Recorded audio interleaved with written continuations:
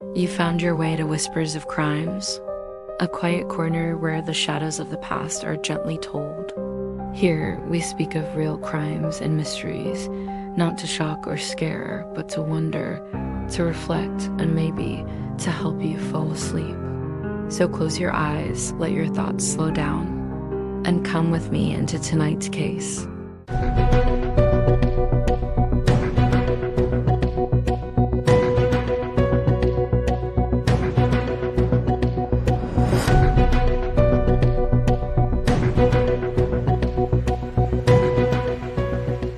In the heart of Osaka, Japan, one man's quiet life hid a chilling secret.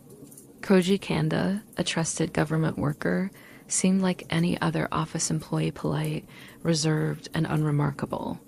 But behind closed doors, Kanda was building a dark, twisted world. When a routine cybersecurity check exposed thousands of disturbing files, his hidden life was brought to light. For years, Kanda had been collecting, creating, and distributing illegal content, exploiting a position of power to cover his tracks. His arrest sent shockwaves through Japan, raising questions about the failure of security systems and the dangers lurking in plain sight.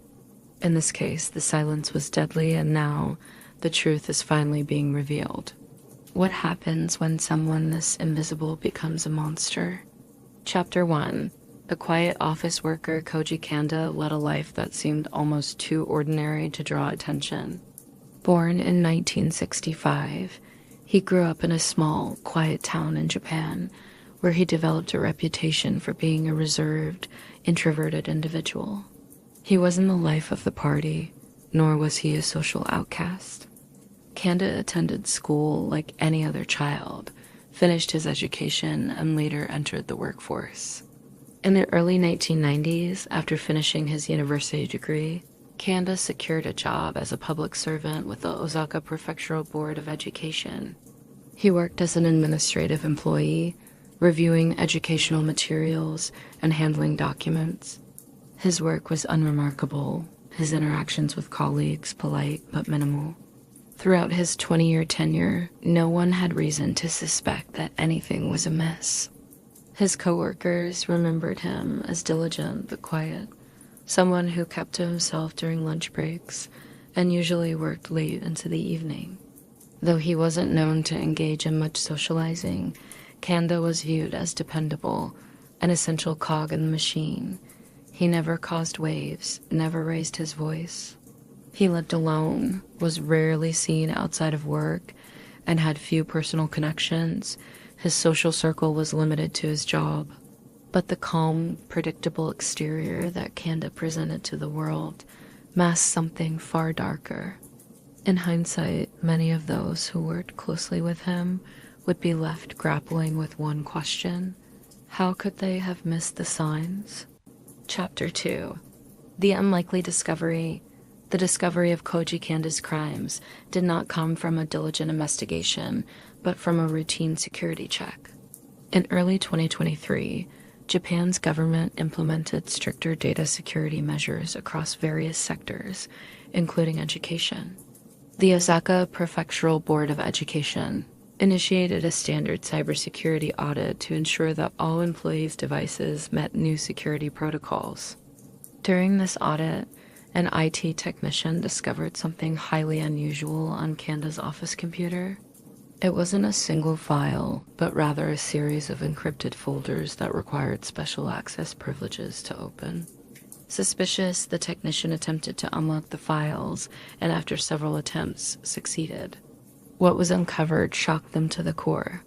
The folders contained an extensive collection of illegal content, including thousands of images and videos depicting minors in disturbing, sexually exploitative situations.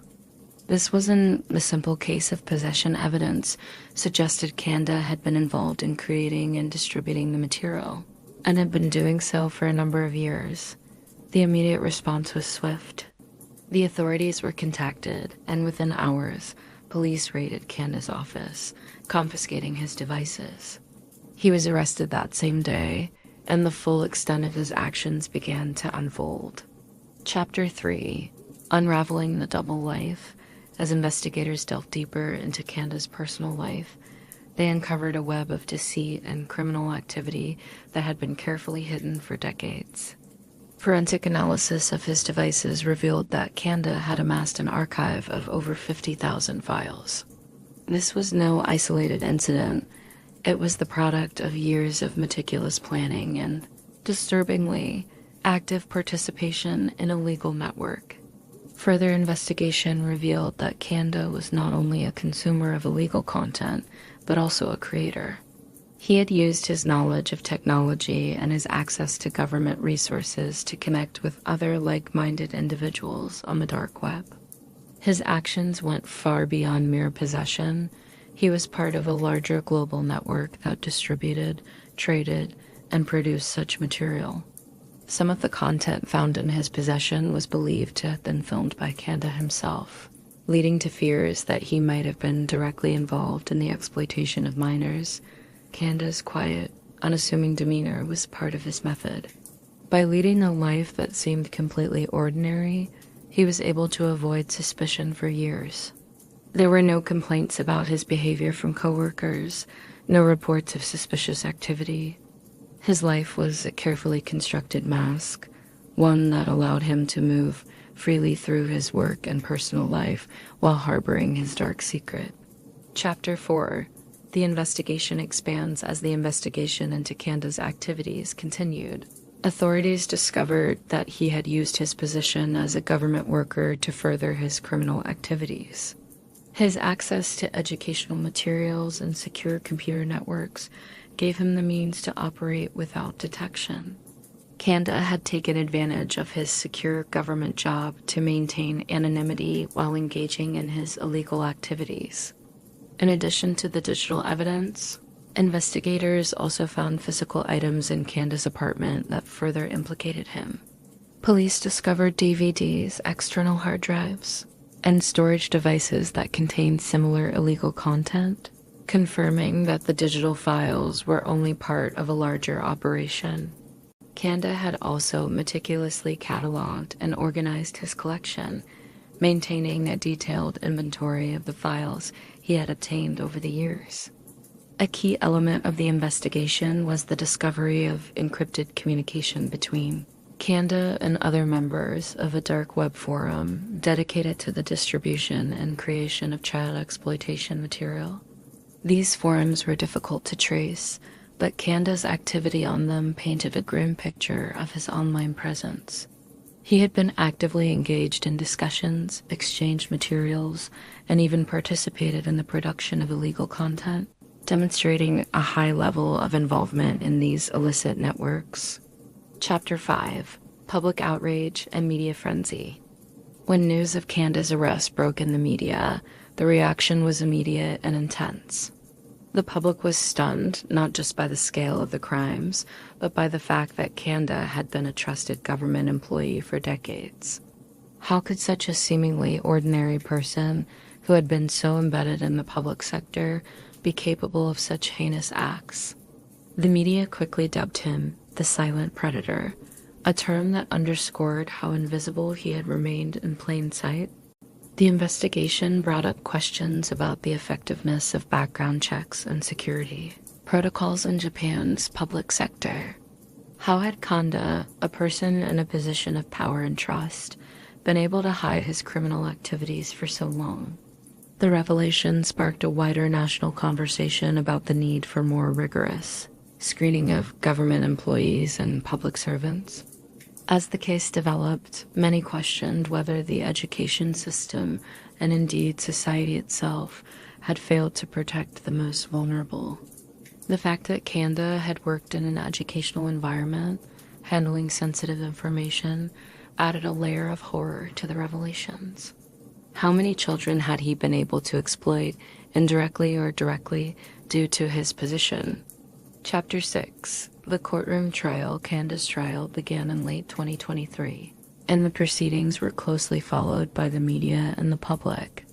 Throughout the trial, Kanda showed little emotion, offering no apologies or explanations for his actions.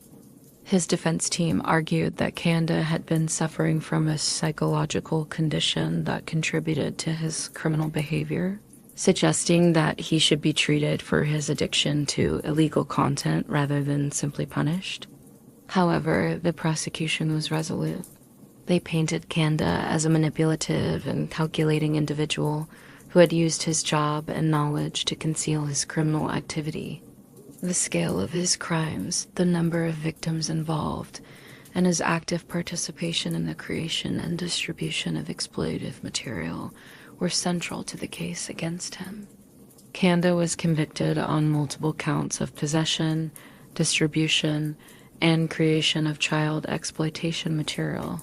His sentence was harsh 10 years in prison, but for many, it was seen as a small victory in the fight against child exploitation and a reminder that even those in positions of power must be held accountable.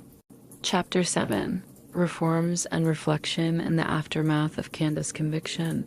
The Japanese government faced immense public pressure to reform its screening and monitoring processes.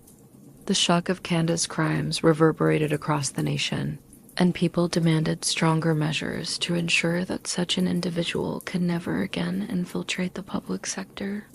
The Ministry of Education, Culture, Sports, Science and Technology announced new protocols for employee background checks, including more thorough psychological evaluations for government workers.